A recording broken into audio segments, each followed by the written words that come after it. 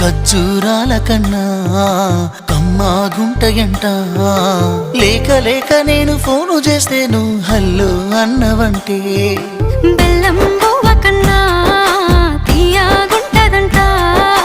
ఎన్నడూ నాడు ఫోను చేసి బాగున్నావన్నవంటే ఏడాది ఎండల్లో ఉంటేనై మోస్తున్న నా బతుకు కష్టాలని పిల్లని చెయ్యి పట్టాలని నల్లని సీకట్లో ఒకదాన్నే కూసున్న దిక్కులేని పచ్చినయ్యి బావా నువ్వెప్పుడొస్తావని ఏళ్ళైపోతుందే పిల్ల ఎన్నెలొచ్చింది మన బతుకులా ఏలైపోతుందే పిల్ల ఏలు వట్టంగా వస్తున్నాయా